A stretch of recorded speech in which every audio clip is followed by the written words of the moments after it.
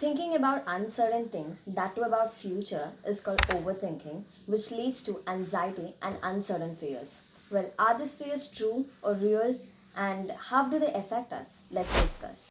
Hello everyone, welcome back to my channel Shift Study Studio. Today we'll be discussing about tips and tricks to communicate better than before. So without any further ado, let's get started. Most of the times fears are in our heads, just in our heads.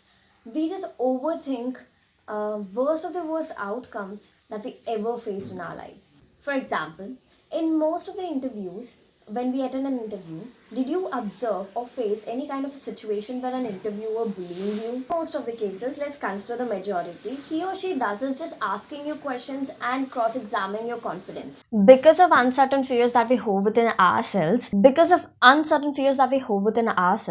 we reflect a lot of low confidence in our communication, just like forgetting things in between or awkward pauses or stammering, etc.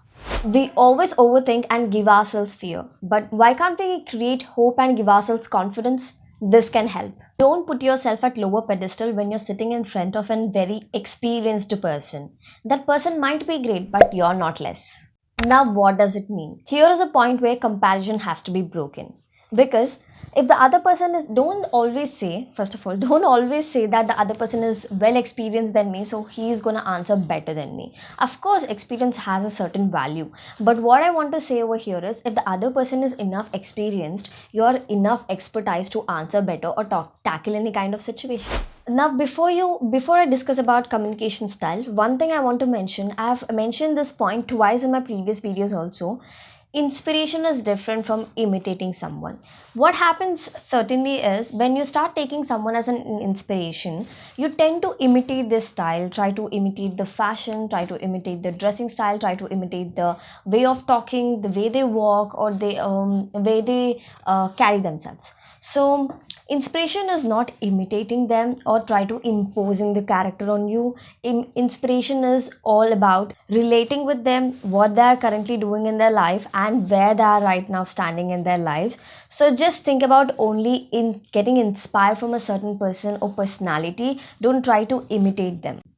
I mentioned this point here specifically because sometimes what happens is we don't know what we are, and that's the reason why we start taking other qualities. Most of the times we are unaware of what kind of communication style we have. So that stops us from being a better communicator. And how does that stop? Let's discuss. So, the first thing that you have to do is stand in front of the mirror and start speaking. Start observing what kind of communication style you have. How you hold the conversation, where you pause, where you go very fast, and where you slow down yourself, and where you pause, especially, and what kind of body gestures you have. When you get to know your own kind of communication style, you don't feel awkward or you don't blame yourself when you have to slow down a conversation, and rather you try to carry it with confidence, because now you know that within a while you're going to slow down the conversation, and you realize that it's your style even to pause. Let me give myself as an example over here. This is actually proven by research that when you give an commendable pause while you start a conversation, or pause with the confidence that you are gonna say something next. For example, for example, how does this sound? Well, I want to give myself as an example, as I mentioned before. I have a communication style of not following a certain pattern. I don't like to follow some kind of patterns because I try to take it slow initially, then fast, then again pause, then again start with a slow conversation, then again take it fast, and then again pause. So I love this kind of wave pattern, I can say wave pattern. I think it's a chemistry style. Most of the times I try to carry myself or my kind of communication style with confidence, and even pauses you can fill with some kind of fillers like, oh, just give me a second, or don't you think this is right, don't you agree with me? So these kind of fillers can actually help you to pause a little bit with making other people to think about what you said, and even meanwhile you can also think what you have to add next. The gap that you leave between from thinking to knowing is a plane where compromise lies. What do I mean by that?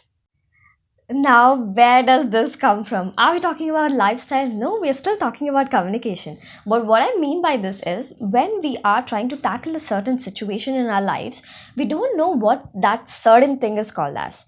But we try to fill it with some kind of description. Or, for example, instead of saying bumpy road, I traveled on a bumpy road and the road is not good at all. If you don't know the term bumpy road, you would rather substitute it with a certain phrase that it is not appropriate. I don't see the road is appropriate. There are a lot of water stagnant over there. You describe it, right? And when you managed it well, what we humans, most of us do is we leave it. We don't recheck it. We don't go back what kind of phrase we used, what kind of description we have given over there. We don't go back and recheck it. So what am I trying to tell over here is don't compromise or adjust just because you have managed it so well. Go back, recheck it, and just feed it in your mind that okay, I have to get to know what kind of action verb this is called, what kind of material noun this is. Just try to feed it in that moment and come back to home and then just type it on Google for a minute. You're just one step away, guys. What we don't get in Google these days, Google Guru Nam Guru Ho. So just go. You all you have to do is notice that you don't know something. Don't compromise or adjust on it. Come back and Google it and know. You will have your own notes after a while where you can see a lot of improvement. I can promise that. Just do it. Okay. Now, I agree that we are smart enough to manage a situation with in the right time with the right phrase. But what if you frame the sentence in a wrong way? It matters a lot. Frame it first, then say it next.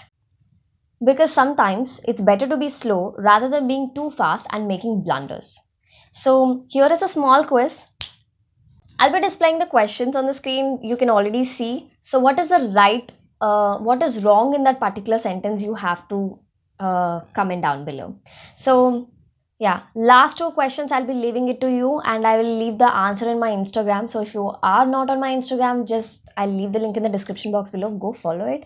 You will see a lot of activities and a lot of value that I'm adding even on Instagram platform. So, why you have to miss that if I'm adding a lot of value?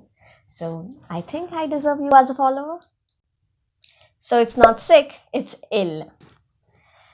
There is no limit to my patience. Prepositions that we all go wrong with most of the times.